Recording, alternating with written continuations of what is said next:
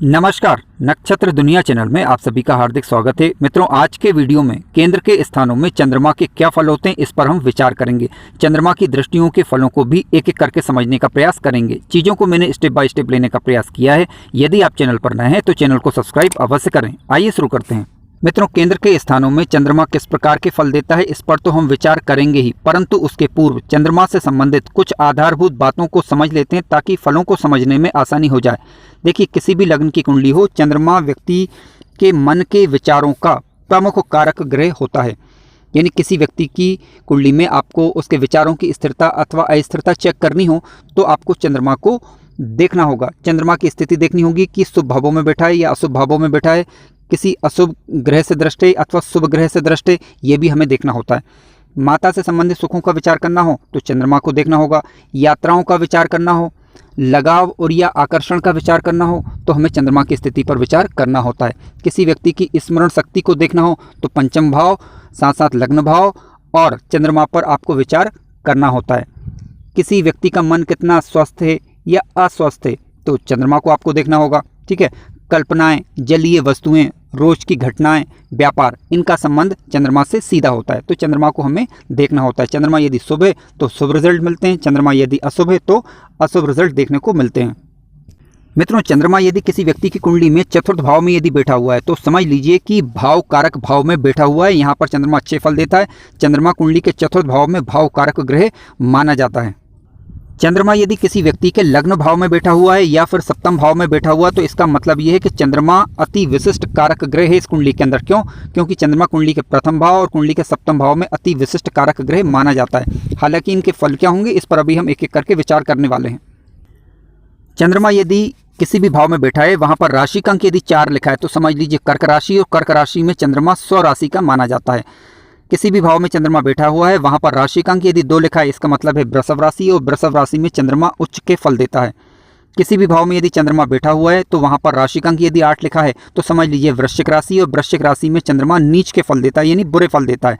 ध्यान रखें कि चंद्रमा उच्च का हो अथवा नीच का हो तो ये अच्छे फल या बुरे फल कहाँ तक देगा तो इसकी डिग्री देखना आवश्यक होती है। तो 3 डिग्री तक। ठीक है, यदि चंद्रमा उच्च का हो रहा है तो 3 डिग्री तक उच्च के फल देता है, फिर सामान्य फल, और यदि चंद्रमा नीच का हो रहा है तो बुरे फल मिलते हैं सामान्यतः देखने को इसके, लेकिन 3 डिग्री तक। ठीक है, 3 डिग्री के बाद इसके सामान्य फल देखने को मिलते हैं। मित्रों, चंद्रमा के नैसर्गिक रूप से यदि मित्र ग्रहों की बात की जाए तो सूर्य और बुध होते हैं। चंद्रमा किसी भी ग्रह को अपना शत्रु नहीं समझता, जबकि गुरु, शुक्र, शनि और मंगल, इन ग्रहों को चंद्रमा ना तो अपना मित्र समझता है ना अपना शत्रु समझता है, यानी इनसे समवत व्यवहार रखता है।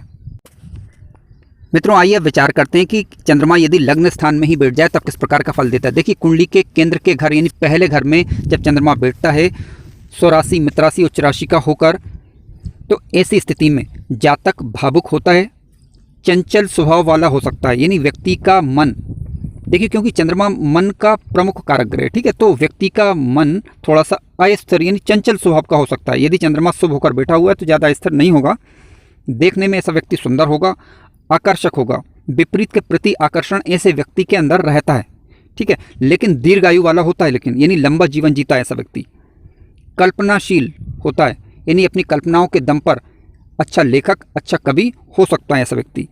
परंतु मान लीजिए यही चंद्रमा यदि लग्न भाव में बैठकर पीड़ित हो जाए तब क्या? देखिए, नीच राशि का हो जाए, शत्रु राशि का हो जाए या पीड़ित हो जाए। अब देखिए, चंद्रमा का कोई शत्रु नैसर्गिक रूप से नहीं होता, लेकिन तात्कालिक शत्रुता हमें देखनी होती है।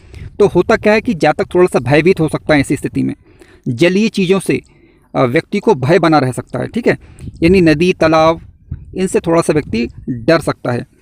अब व्यापार में भी थोड़ा सा नुकसान हो सकता है। क्यों? क्योंकि देखिए, चंद्रमा की जो दृष्टि जाएगी वह सप्तम भाव में जाएगी। सुनी सुनाई बातों पर विश्वास करने वाला हो सकता है, यानी अफवाहों पर विश्वास कर सकता है यदि चंद्रमा पीड़ित हो जाए तब। यानी या तो नीच राशि का होकर बैठा हो या शत्रु राशि का होकर बैठा हो या शुभ अशुभ ग्रहों से दृष्ट अथवा युत हो, ऐसी परिस्थिति में। लेकिन शुभ होकर बैठा होता है तो ऐसी स्थिति सामान्यतः देखने को नहीं मिलती।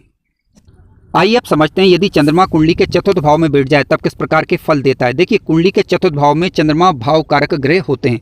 पर्याप्त अंश बल के साथ शुभ होकर स्वराशि, मित्राशि या उच्च राशि के होकर चंद्रमा यदि जब चतुर्थ भाव में बैठते हैं तो व्यक्ति हृदय से दयालु होता है, परोपकार करने वाला होता है, यानी सामाजिक कार्यों में व्यक्ति रुचि लेता है। व्यक्ति को माता और पिता का सुख भरपूर मात्रा में प्राप्त होता है, क्योंकि कुंडली के चतुर्थ भाव से माता का विचार, कुंडली के दसम भाव से पिता का विचार करते हैं। हालांकि चंद्रमा की 10वें से मित्रता चेक कर लेनी है आपको, क्योंकि माता पिता के सुख का जब भी विचार करना हो तो चतुर्थ से मित्रता चेक कर लीजिए चंद्रमा की, और पिता से संबंधित सुखों के लिए 10वें से अथवा 9वें से मित्रता चेक कर लीजिए, ठीक है। और भूमि भवन वाहन से संबंधित सुख तो व्यक्ति को मिलता ही मिलता है। व्यक्ति विपरीत वर्ग में लोकप्रिय होता है, यानी पुरुष है तो स्त्री वर्ग में, स्त्री है तो पुरुष वर्ग में लोकप्रिय होता है। ध्यान रखें कि चंद्रमा जलीय वस्तुओं का प्रमुख कारक है, यानी व्यक्ति जलीय वस्तुओं से संबंधित व्यापार कर सकता है यदि 10वें से चंद्रमा की मित्रता हो जाए। मित्रों, आइए अब विचार करते हैं, चंद्रमा यदि कुंडली के सप्तम भाव में बैठ जाए तब किस प्रकार के फल देता है। देखिए, कुंडली के सप्तम भाव से दाम्पत्य जीवन का विचार हम करते हैं, इसके अलावा व्यापार का विचार भी हम यहीं से करते हैं। चंद्रमा शुभ होकर स्वराशि, मित्र राशि अथवा उच्च राशि के होकर जब सप्तम भाव में बैठ जाते हैं तब जातक घूमने फिरने का शौकीन होता है, क्योंकि इनकी दृष्टि जो है लग्न भाव पर भी होगी, और तो जातक देखने में सुंदर होगा, यानी व्यक्ति में एक प्रकार का आकर्षण यानी लगाव होता है, ठीक है। इसके अलावा मान लीजिए चंद्रमा यहाँ पर यदि पीड़ित हो जाए तो व्यक्ति का मन थोड़ा सा अस्थिर हो सकता है, वहम होना, इस प्रकार की परिस्थितियाँ थोड़ी सी निर्मित हो सकती है। और मित्रों, आइए बात करते हैं, चंद्रमा यदि कुंडली के दसम भाव में बैठ जाए तब किस प्रकार के फल देखने को मिल सकते हैं। देखिए, चंद्रमा यदि शुभ होकर कुंडली के दसम भाव में बैठते हैं तो व्यक्ति बुद्धिमान होता है, सामाजिक रूप से प्रतिष्ठित होता है ऐसा व्यक्ति, ठीक है।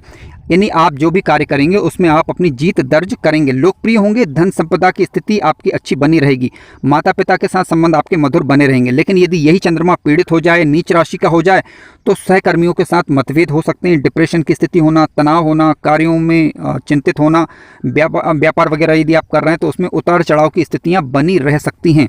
मित्रों, किसी भी कारण बस आपकी कुंडली में चंद्रमा यदि बुरे प्रभाव दे रहा हो, यानी शुभ प्रभाव ना दे रहा हो, तब आप प्रति सोमवार को भगवान शिव का दुग्ध मिश्रित जल से अभिषेक करें। ऐसा करने से चंद्रमा अपने बुरे प्रभाव देना या तो छोड़ देता है या फिर उसमें कमी आ जाती है। मित्रों, वीडियो ज्ञानवर्धक लगा हो तो लाइक जरूर करें, और चैनल पर नए हो तो सब्सक्राइब भी करें। धन्यवाद।